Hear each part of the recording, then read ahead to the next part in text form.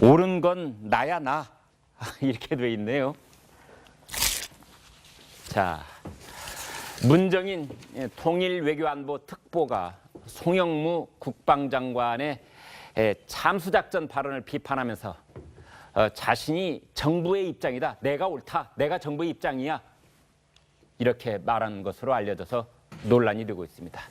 청와대의 경고에도 불구하고 문정인 특보와 송영무 국방의 충돌이 계속되는 모양새인데요. 먼저 그동안 이 두 사람이 빚어냈던 논란 저희가 영상으로 준비를 해봤습니다. 보고 오시겠습니다. 아, 저 사람하고는 상대에서는 될 사람이 아니구나. 그거는 학자 입장에서 떠드는 것 같은 느낌이지 그 안보특보라든가 정책특보 사람 같지 않아서 좀 개탄스럽습니다.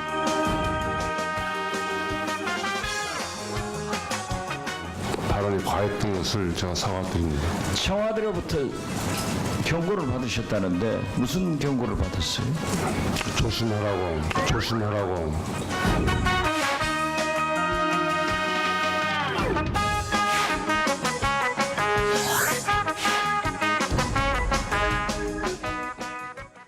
네, 새로운 출연자 소개해드리겠습니다. 황대진 조선일보 정치부 차장, 차재원 부산 카톨릭대 초빙 교수 두 분 새로 모셨습니다. 안녕하세요. 자, 사실관계부터 좀 따져보도록 하겠습니다. 문정인 특보 다시 한번 송영무 국방을 이제 비판을 한 건데 이 최근 발언은 어디서 한 거죠? 이제 일본 교토대 특강에서 얘기를 했다고 하는데요. 예. 송 장관은 정부 방향과 다른 방향으로 가고 있다. 그 박근혜 정부 때나 나온 참수작전을 운운하는 것은 옳지 않다. 또 뭐 그 참석자가 물어봤는데 누가 이 정부의 입장을 그러면 대변하는 거냐 하니까 당연히 나다. 내가 정부의 입장을 말하고 있는 거다. 이렇게 얘기를 했다고 한국경제신문이 보도를 했는데요. 네. 문정인 특보 본인은 자기는 그런 말을 한 적이 없다. 그래서 부인을 하고 또 그 해당 언론에 대해서 문제 삼겠다. 이렇게 하고 있는 상황입니다. 자, 황 차장, 이런 경우에는 되게요. 물론 이번 경우가 꼭 그렇다는 건 아니고요. 언론이 보도를 하고 나면은 정작 당사자는 이제 부인을 하는 수가 있는데 이번에도 예를 들어서 한국경제 도쿄 특파원이 이제 교토로 가서 강연하거나 뭐 대화하는 거를 이제 옆에서 듣고 보도를 했을 가능성이 높은데요. 네. 그런데 왜 나중에 이게 논란이 되면 부인을 하고 그렇습니까?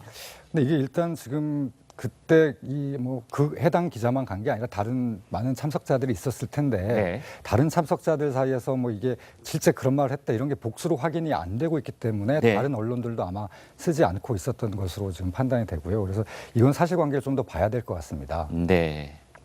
교토를 가기는 가는데 문정인 특보가 강연을 할 때는 이런 말을 하지 않다가 한국경제 기자만 복도에서 우연히 만났는데 거기서 뭘 물어보니까 단둘이 만났을 때 뭐 이런 얘기를 했다. 그러면은 이제 그거는 이제 사실 확인이 어려운 거죠. 그리고 네. 본인이 이제 실제로 해놓고도 부인해도 알 수가 없는 사실인 거고. 그렇지만 뭐 이제 이게 어떤 상황인지는 아직 밝혀지지 않고 있습니다. 네. 지난달 문정인 특보와 송영무 국방장관이 충돌했을 때 그때 청와대는 한쪽 손을 들어줬습니다. 송영무 장관에게 엄중 주의 조치를 하면서 문정인 특보에는 아무 말을 하지 않았습니다. 그래서 그때 당시에 문정인 특보가 이긴 거 아니냐. 문정인 특보가 대통령 속마음을 더 잘 대변하고 있는 거 아니냐. 이제 그런 분석들이 있었는데 이번 역시 마찬가지입니다. 만약에 사실 뭐 자신이 그 정부 입장을 대변하고 있다고 하는데 그렇게 발언을 했다고 한다면 예. 이건 뭐 분명한 정치적 오버 내지는 사실 뭐 결코 용납될 수 없는 일인 것이죠. 아, 그래요? 뭐 지금 송영무 국방부 장관은 국무위원이고 네. 그리고 문정인 안보특보는 비상임이지 않습니까? 네. 대통령에 대한 일종의 자문 역할을 하는 것이고 네. 이 안보 정책에 대한 모든 것을 집행하고 결정하는 것은 이 국무위원인 그 송영무 장관이 하는 것이거든요. 네. 그렇기 때문에 이 지금 문정인 특보가 본인이 지금 말하는 정부 입장이라고 하는 것은 자신의 지금 지위와 역할을 완전히 지금 이거 오인하고 있는 그러한 발언이라고 받을 수밖에 없는 거 아니겠습니까? 아니, 바로 내가 정부다. 내가 정부의 입장이다. 이런 말을 할 수 있는 사람은 당연히 국방장관인데요. 당연하죠. 그래서 어제 그 송영무 국방부 장관도 어제 예. 국회에서 이 국방 책임은 송영무 장관이 하고 있다. 본인 이름을 직접 이야기하면서 네. 강한 자신감을 드러내는 이유도 바로 거기 있는 것이 아닌가 차 생각이 교수님. 듭니다. 예. 아무리 그렇다 하더라도 예. 대통령의 뜻이 가령 문 특보한테 가 있다면 문특보는 또 이렇게 말할 수 있는 거 아닙니까? 제가 봤을 때는 문특보에 대한 여러 가지 논란에도 불구하고 지금 청와대가 사실 문특보에 대한 해촉 같은 걸 안 하고 있지 않습니까? 네. 그것은 막 저는 조금 이 나름대로 이거 또 다른 좀 염두를 두고 있는 것이 아닌가 하는 생각이 돼. 뭐냐고 한다면 지금 지금 문재인 정부는 지금 미국과의 공조를 통해서 대북 압박도 해야 되지만 네. 한편으로는 북한과의 또 다른 측면에서의 대화와 협력을 해야 되는 그런 측면도 있다는 것이죠. 그런 네. 측면에서 본다고 한다면 좀 자유로운 신분에서 정부 입장을 어느 정도 대변해 줄 수 있는 문재인 특보의 그런 존재나 이러한 부분들이 정책적 운신의 폭을 넓혀준다는 그런 생각을 갖고 있는 것 같아요. 그럼에도 불구하고 차 교수님 말씀은 그러니까 이 국방장관과 안보특보 두 사람의 역할 분담이 있어서 국방장관은 장관으로서 좀 강한 이야기를 하고 안보특보는 좀 부드러운 얘기를 하고 뭐 그렇죠. 이런, 그러니까 이런 이 역할 분담입니까? 밖으로 드러나는 공식적인 그런 모든 정부 입장은 국무위원 입장에서 분명히 이야기를 하는 거지만 네. 여러 가지 물밑 접촉이라든지 앞으로 향후 우리가 나아가야 될 북한과의 뭐 협력이라든지 화해라든지 그런 측면에서의 물꼬를 열어주는 하나의 수단으로서의 문재인 특보의 역할을 나름대로 설정하고 있는 것이 아닌가. 바로 그런 과정에서 여러 가지 좀 조율이 안 되는 측면에서 충돌이 일어남으로써 혼선이 빚어지는 그런 측면에서 본다고 한다면 청와대가 사령탑으로서 뭔가 좀 이 역할 분담, 이 조율 이런 부분을 좀 신경을 써야 되지 않겠냐는 지적이 타당해 보입니다. 송영무 국방장관은 어제 국회 국정감사에서 또 한번 질의를 받고 뭐 또 국회의원들한테 질타도 받고 그러면서 쩔쩔매는 그런 상황이 연출되기도 했습니다. 화면으로 보시겠습니다. 흥진호 말입니다. 어선. 예, 그 납포 사실을 언제 알았습니까? 저는 언론에 보도되는 거 보고 알았습니다. 북해까지 납포됐다가 돌아왔는데 저거를 국방부 장관이 보도를 보고 알아요? 예? 그 전에는 보고받은 적이 없어요? 보고받은 적 없습니다. 그래서 문제가 크다고 좀 믿고 있습니다. 네, 지금 보신 장면은요, 우리 어선 한 척이 이제 이 넘지 말아야 될 선을 이제 북쪽으로 넘었다. 그렇게 북쪽 주장이 그렇습니다. 그래서 북쪽에서 이걸 납포를 했었죠. 그랬다가 일주일 만에 꽤 빠른 시간이라고 할 수 있습니다. 일주일 만에 우리 어선과 타고 있던 이제 어부들을 다 돌려 보냈습니다. 바로 그 얘기를 지금 하고 있는 겁니다. 사실 우리 어선이 사라져서 이제 일주일 동안 행방불명 상태에 있었죠. 표현은 행방불명이지만 좌초되거나 뭐 표류하지 않으면 당연히 북쪽에 뭐가 있었을 것이다. 이제 짐작은 할 수 있었을 텐데요. 자, 황 차장, 예. 이 뉴스 많은 분들이 깜짝 놀랐을 것 같아요. 어떻게 국방장관이 저걸 모르고 있죠? 그러게요. 누구 잘못입니까? 근데 이게 사실 처음에 이게 알려진 게 네. 북한 보도입니다. 북한 조선중앙통신이 보도를 해가지고 예, 이게 그때 어선을 돌려 보내는 날. 대한민국 언론이 아니라 그렇죠. 그래서 저쪽 언론이었다. 그렇죠. 예. 그래서 우리가 일주일 전에 6일 전에 잡았는데 네. 납포를 했는데 오늘 돌려보낼 테니 받아라 이렇게 보도를 한 겁니다. 그걸 보고서 예. 이제 우리 언론들도 이걸 보도하기 시작했고 이제 언론들이 정부에 물어봤죠. 이게 어떻게 된 거냐? 그러니까 그때 정부가 얘기한 거는 이 흥진호가 위치 보고가 끊겨가지고 그렇지 않아도 수색 중이었다. 네. 그래서 여러 가지 가능성을 놓고 염두에 두고서 우리가 그 수색을 하고 있었는데 이제 북한이 돌려보낸다고 하니까 다행이다. 뭐 이런 정도의 반응이 나왔던 거거든요. 그러니까 이게 굉장히 참 어떻게 보면 납득하기 어려운 정부가 그런 상황인 거죠. 아니 국방장관도 그렇고 또 해군 참모총장도 모르고 있었다 이렇게 공개적으로 말을 했네요. 그렇습니다. 그 뭐 이게 사실 뭐 해경하고 또 해군하고는 사실 알고 있어야지 마땅하죠. 알고 있어야 네. 마땅하고 우리 어선이 없어지고 이게 또 우리 국민이 거기 10명 선원 중에 7명이 우리 국민이거든요. 네. 3명이 베트남 사람이고 그래서 우리 국민이 지금 어떻게 보면 이게 납북됐는지 아니면 진짜 단순 납포인지 어떤 건지 아무 상황도 모르는 상황이기 때문에 당연히 알고 있어야 함에도 불구하고 몰랐다. 그리고 뭐 밑에서 제대로 보고를 못 받았다 이런 건데 만약에 보고가 이제 그 보고하는 사람조차도 상황 파악이 제대로 안 됐지 않았냐 이런 네. 이제 의심을 할 수 있는 것이죠. 네. 자, 차 교수님, 뭐 이거 상당히 심각한 대목이 아닐 수가 없는데요. 가령 우리 정부에는 이제 이러한 부분에 대해서 인지를 하고 있어야 될 관련 부서들이 있습니다. 총 사령탑은 물론 청와대입니다. 그다음에 그 밑에 부처별로는 이제 통일부도 있겠고요, 외교부도 있겠고요, 해양 관련 부서도 있겠고요, 당연히 국방부도 있겠고요. 그런데 일단 국방부와 해군 참모총장은 모르고 있었다. 마치 뭐 당당하게 모르고 있었다는 말을 하네요. 국회의원들 질문에. 자, 이거 어떻게 봐야 됩니까? 그러면 청와대나 통일부도 모르고 있었다는 건지 아니면 그쪽은 알고 있었는데 국방 라인만 모르고 있었다는 건지. 지금 뭐 보도를 통해서 제가 종합적으로 판단해 봤을 때는 아마 예. 청와대나 통일부도 몰랐던 것 같습니다. 그래요. 지금 사실 뭐 국민의 생명과 안전을 보호해야 되는 게 국가와 군의 역할이라고 한다면 네. 이런 부분에 상당히 질타가 분명히 가능할 수 있겠죠. 그러나 아마 어제 그 국회에서 송영무 장관이나 해군 참모총장이 상당히 나름대로 몰랐다고 하면서 불만을 드러내는 이유 중에 하나가 네. 제가 봤을 때는 사실 어선들의 그런 출입항, 운항에 관한 이 주무부처는 사실은 이 군이 아니라 해양경찰이라는 것이죠. 네. 해양경찰에 보통 이 어선들이 나가면 그 입출항 신고를 다 하고 나가고 네. 그리고 그리고 정기적으로 위치 보고를 해야 되거든요. 예. 위치를 보고를 해야 되는 측면이 있는 것이고 그리고 이번에 그 지금 홍진호가 나간 그 의장 자체가 대화태 의장입니다. 예. 대화태 의장이 주로 오징어가 많이 잡히는 해장인데 네. 속초에서 동쪽으로 한 400마일이니까 한 뭐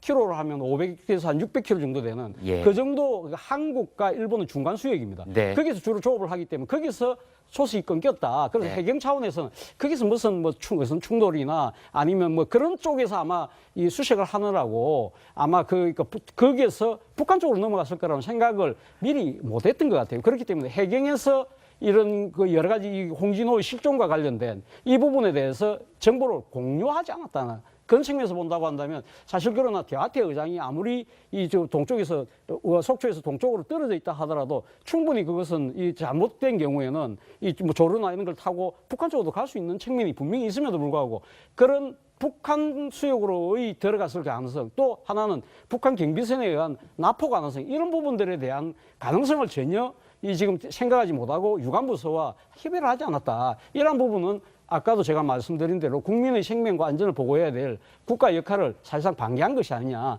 그런 측면에서 질타는 타당해 보입니다. 네. 대우조선이 해킹을 당해서 우리 안보와 직결되어 있는 그런 파일이 4만여 건이 북한 쪽으로 넘어갔다는 소식을 이 방송 초입에 말씀을 드렸는데 이렇게 우리 어선이 우리 국민의 생명과 재산이 6일 가까이 북쪽에서 납포되고 있었는데 그 해당 장관 해군 참모총장 모르고 있었다. 이런 답변밖에 내놓을 수 없는 이런 실정. 여러분 어떻게 보십니까? 다음 소식 북한과 관련된 소식인데요. 이어서 보겠습니다. 북한이 김정남에 이어서 김정남의 아들인 김한솔, 이 김한솔도 암살하려 했었다. 이 대북 소식통을 인용한 보도가 쏟아지고 있습니다. 북한이 중국 쪽으로 바로 이 암살 공작조를 보냈다는 겁니다. 어떻게 들통이 난 거죠? 그러니까 이제 지난 2월에 말레이시아에서 그 김정남이 살해된 이후에 네. 그 아들인 김한솔을 그 천리마 민방위라고 하는 곳에서 보호하면서 그 제3국으로 지금 그 보냈다라고 얘기가 되지 않았습니까? 예. 근데 그 이후로 이제 김한솔에 대해서도 아마 제거하려는 움직임이 있을 거다라고 하는 예측이 계속 있었었는데 네. 이번에 그 중국에서 그 당대회를 전후로 해서 북한에 있는 사람들이 이제 중국에 입국을 해서 이 김한솔을 제거하려는 목적을 가지고 있는 게 아닌가라는 식으로 그 단속을 철저히 해보았더니 그 7명의 그 북한 정찰 총국 요원들 중에 2명이 지난번에 자, 국가안보에 말씀 중에 체포됐다는 죄송합니다. 거죠. 한중 관계, 이 사드 문제로 그동안 꽉 막혀 있었는데 이제 조금 풀려나갈 모양입니다. 외교부가 한중 정상회담 관련한 발표를 하는데요. 먼저 현장을 연결해서 직접 보시겠습니다. 다낭에서 열릴 예정인 에이펙 정상회의 계기에 문재인 대통령과 시진핑 주석 간 한중 정상회담을 개최하기로 합의하였습니다. 이번 양국 정상회담의 개최 합의는 방금 전 발표된 한중관계 개선 관련 양국 간 협의 결과에 언급되어 있는 모든 분야의 교류 협력을 정상적인 발전 궤도로 조속히 회복시켜 나가기로 한 합의 이행의 첫 단계 조치라 할 수 있겠습니다. 아울러 한중 양국은 이어서 필리핀 마닐라에서 개최되는 아세안 관련 정상회의 기간 중 문재인 대통령과 리커창 총리와의 회담도 추진하고 있습니다. 이상입니다. 질문 받겠습니다. 지금부터는 관계자 발로 기사 처리해 주시고요. 녹화는 가능한데 오디오 녹음은 안 되는 걸 양해해 주십시오. 네. 자, 지금까지 청와대에서 국가안보실 제2차장이 하는 한중 관계 개선과 정상회담 개최 이 두 나라 사이에 합의된 내용을 발표를 하는 내용을 들으셨습니다.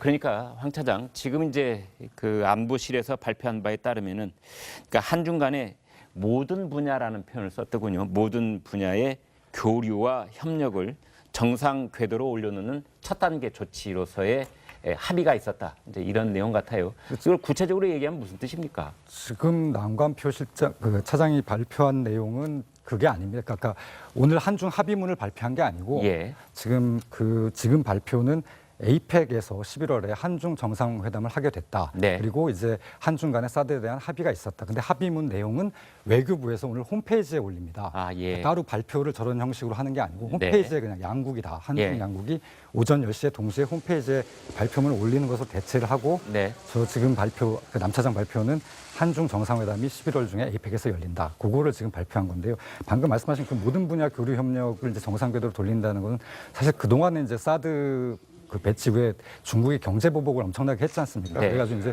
여러 가지 우리 기업들도 어려움을 겪고 했는데 이런 부분들을 이제 정상화 돌리고 경제적인 부분도 정상화 돌리고 또 그동안에 한중 간에 사실 정치적인 교류도 많이 끊겨져 있었던 상황인데 네. 이런 정상회담이라든가 이런 걸 통해서 정상 간의 교류도 계속하겠다. 뭐 이런 얘기로 보입니다.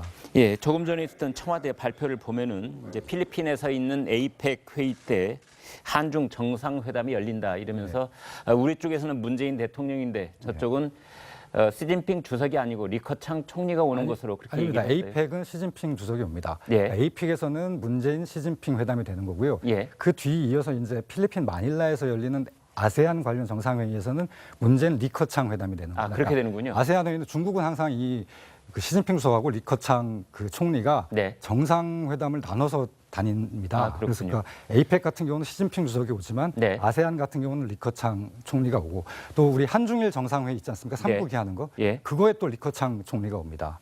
그렇다면은 지금 문재인 대통령이 만나는 저쪽의 카운터파트가 시진핑 주석도 되고 리커창 총리 되고 두 차례 만난다는 뜻입니까? 이번 11월 중에 두 차례 만난다는 것이죠. 11월 중에 두 차례 예, 만난다. 그렇죠. 예. 자, 그렇게 됩니까? 그러면은 양국 정상이 주석이 만나고 총리가 만나고 중국 쪽에서는 예. 우리는 이제 문재인 대통령이 두 번 다 양쪽을 만나게 되면은 지금 청와대가 방금 발표한 것처럼 그 한중 관계 가장 좋았던 시절로 되돌아갈 수 있을 수준의 양국 관계의 정상화다 이렇게 볼 수 있는 건가요? 사실 그동안이 좀 많이 비정상적이었죠. 사드 배치가 이제 되면서 중국이 네. 굉장히 비정상적으로 경제 보복을 했는데 거기에는 이제 당대회라는 또 중요한 행사가 있었고 중국 네. 당대회를 앞두고 또 시진핑 주석이 이 사드 문제에 대한 어떤 보복 이런 것들에 굉장히 신경을 많이 썼고 그래서 우리가 강한 모습을 보여줘야 된다 중국이 네. 미국에 대해서도 그렇고 한국에 대해서도 그렇고 그런 점 때문에 중국이 좀 강하게 나왔는데 이제 당대회도 끝나고 다시 시진핑 2기가 정상적으로 출범을 했기 때문에 이제 굳이 뭐 한중 간에 어떤 우리뿐만 아니라 중국도 경제적 손실이 있는 거거든요. 그런데 네. 이런 상황을 계속 유지할 필요가 없다 이런 판단을 중국도 하고 한국도 또 한 것 같습니다. 네. 자, 차 교수님, 네. 강경화 외교장관은 어제 국회의원들의 질문에 답하는 과정에서 한중 관계에 대해서 구체적으로 얘기를 했는데 그중에 핵심 사안이 한국에는 사드를 추가로 배치하지 않겠다. 두 번째는 한국은 미국의 미사일 방어 체계에 참여하지 않는다. 그다음 세 번째는 이 한미일 이 세 나라는 안보 동맹으로까지 발전시키지는 않겠다. 이 세 가지를 얘기를 했고 중국 쪽에서 바로 그걸 중요하게 보고 있다 이러면서 화답을 했어요. 자, 그러한 내용들이 지금 오전 10시에 게재될 양국의 협의 결과문에도 포함이 되는 겁니까? 뭐 정확하게 제가 확인을 해보진 않았습니다만 그런 아마 이런 방향은 충분히 네. 아마 들어가지 않을까 하는 생각이 듭니다. 사실은 뭐 지금 한중 간에 오늘 뭐 그 합의가 나왔습니다만 네. 그 이전에 정의영 안보실장 또 바로 이어서 앞서 발표를 했던 남간표 차장이 잇따라 지금 중국을 방문했었거든요. 그래서 예. 아마 충분하게 물밑 그 대화를 통해서 예. 이 정도의 합의가 이루어진 것이 아닌가. 바로 네. 이 지금 어제 강경화 외교장관이 이 지금 사드 문제와 관련해서 이 이야기를 하기 전에 네. 사실 그 지난 주말에 열렸던 한미 연례 안보 협의회에서 네. 이 공동声明에도 보면 사드는 배치는 임시적이다. 네. 그리고 중국을 지향하지 않겠다는 부분도 미국으로부터의 또 이런 협조를 얻어냈기 때문에 네. 우리 정부 입장에서는 일단 중국과의 사드 문제를 풀기 위한 나름대로의 그 전제를 까는 데는 나름대로 상당히 신경을 썼고 그건 어느 정도 성공한 것이 아닌가 하는 부분인데 문제는 앞서 말씀하신 것처럼 만약에 한국의 그런 북핵 위기가 상당히 고도화됐을 경우에 네. 추가적으로 사드를 더 배치해야 된다. 지금 뭐 전문가들 지금 그 전망에 의하면 그 남한을 커버하기 위해서는 제도 사드가 한 최소한 3군데 정도가 더 있어야 된다는 소리인데 네. 이런 경우에 과연 그러면 중국과 이 합의에 발목이 잡힌 거 아니냐는 그런 우려도 나오고 있는 건 사실입니다. 네. 자, 그런 상황 속에서 서울과 베이징 당국은 한중 정상회담을 갖는다. 여기까지 포괄적인 합의가 이미 이루어진 것 같습니다.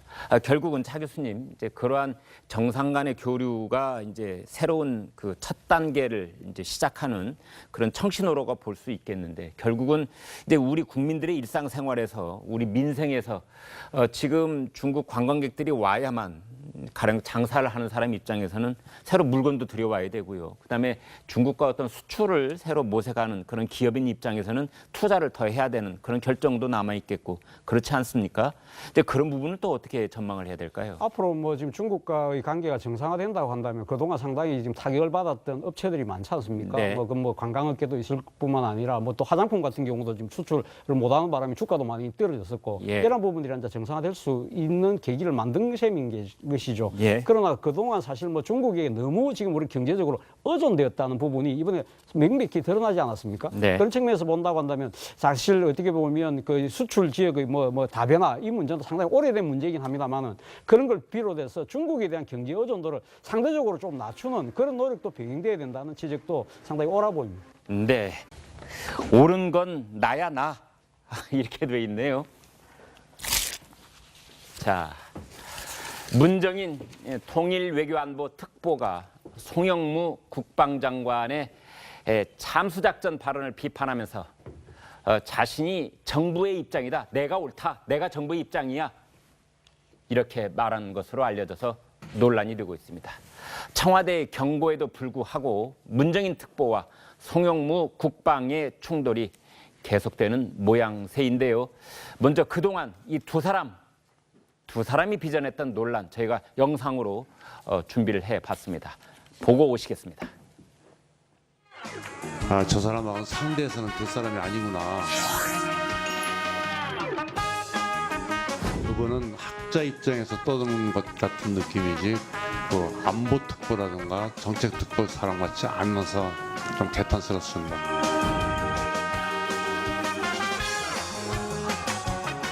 발언이 과했던 것을 제가 사과드립니다. 청와대로부터 경고를 받으셨다는데 무슨 경고를 받았어요? 조심하라고.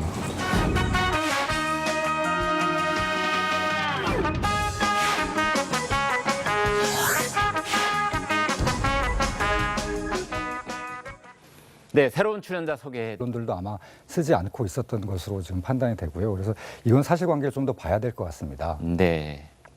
교토를 가기는 가는데 문정인 특보가 강연을 할 때는 이런 말을 하지 않다가 한국경제 기자만 복도에서 우연히 만났는데 거기서 뭘 물어보니까 단둘이 만났을 때 뭐 이런 얘기를 했다. 그러면은 이제 그거는 이제 사실 확인이 어려운 거죠. 그리고 네. 본인이 이제 실제로 해놓고도 부인해도 알 수가 없는 사실인 거고. 그렇지만 뭐 이제 이게 어떤 상황인지는 아직 밝혀지지 않고 있습니다. 네. 지난달 문정인 특보와 송영무 국방장관이 충돌했을 때 그때 청와대는 한쪽 손을 들어줬습니다. 송영무 장관에게 엄중 주의 조치를 하면서 문정인 특보에는 아무 말을 하지 않았습니다. 그래서 그때 당시에 문정인 특보가 이긴 거 아니냐. 문정인 특보가 대통령 속마음을 더 잘 대변하고 있는 거 아니냐. 이제 그런 분석들이 있었는데 이번 역시 마찬가지입니까?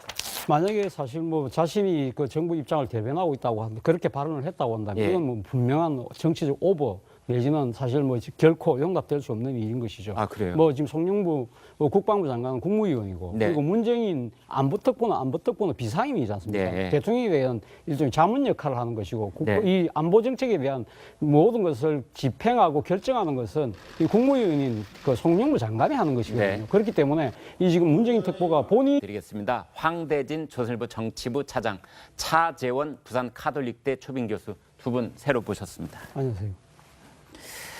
자, 사실관계부터 좀 따져보도록 하겠습니다. 문정인 특보 다시 한번 송영무 국방을 이제 비판을 한 건데 이 최근 발언은 어디서 한 거죠? 이제 일본 교토대 특강에서 얘기를 아, 했다고 하는데요. 예. 송 장관은 정부 방향과 다른 방향으로 가고 있다. 그 박근혜 정부 때나 나온 참수작전을 운운하는 것은 옳지 않다. 또 뭐 그 참석자가 물어봤는데 누가 이 정부의 입장을 그러면 대변하는 거냐 하니까 당연히 나다. 내가 정부의 입장을 말하고 있는 거다. 이렇게 얘기를 했다고 한국경제신문이 보도를 했는데요. 네. 문정인 특보 본인은 자기는 그런 말을 한 적이 없다. 그래서 부인을 하고 또 그 해당 언론에 대해서 문제 삼겠다. 이렇게 하고 있는 상황입니다. 자, 황 차장, 이런 경우에는 되게요. 물론 이번 경우가 꼭 그렇다는 건 아니고요. 언론이 보도를 하고 나면은 정작 당사자는 이제 부인을 하는 수가 있는데 이번에도 예를 들어서 한국경제 도쿄 특파원이 이제 교토로 가서 강연하거나 뭐 대화하는 거를 이제 옆에서 듣고 보도를 했을 가능성이 높은데요. 네. 그런데 왜 나중에 이게 논란이 되면 부인을 하고 그렇습니까? 근데 이게 일단 지금 그때 이 뭐 그 해당 기자만 간 게 아니라 다른 많은 참석자들이 있었을 텐데 네. 다른 참석자들 사이에서 뭐 이게 실제 그런 말을 했다 이런 게 복수로 확인이 안 되고 있기 때문에 네. 다른 언론 본인이 지금 말하는 정부 입장이라고 하는 것은 자신의 지금 지위와 역할을 완전히 지금 이거 오인하고 있는 그러한 발언이라고 받을 수밖에 없는 거 아니겠습니까? 아니 바로 내가 정부다. 내가 정부의 입장이다.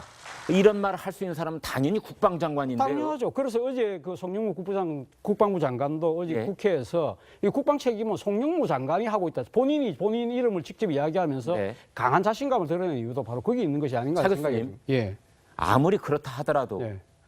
대통령의 뜻이 가령 문특보한테 가 있다면 문특보는 또 이렇게 말할 수 있는 거 아닙니까?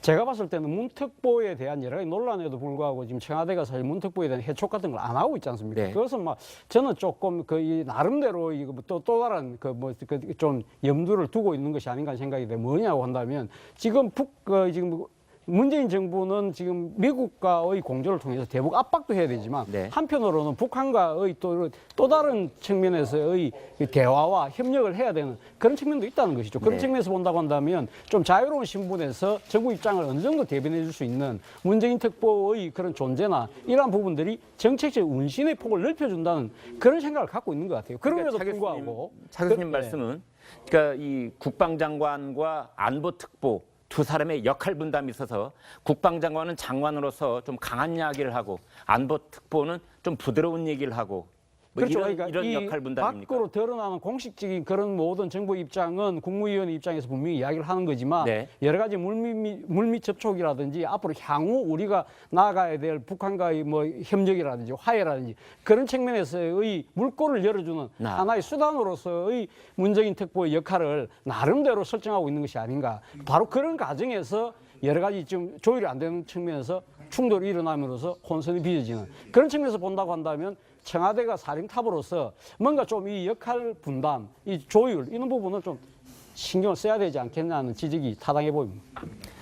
송영무 국방장관은 어제 국회 국정감사에서 또 한번 질의를 받고 뭐 또 국회의원들한테 질타도 받고 그러면서 쩔쩔매는 그런 상황이 연출되기도 했습니다. 화면으로 보시겠습니다. 흥진호 말입니다. 어선. 예. 그 납포 사실을 언제 알았습니까? 저는 언론에 보도되는 거 보고 알았습니다. 북해까지 납포됐다가 돌아왔는데 저거를 국방부 장관이 보도를 보고 알아요? 예? 그 전에는 보고받은 적이 없어요? 보고받은 적 없습니다. 그래서 문제가 크다고 좀 믿고 있습니다. 네, 지금 보신 장면은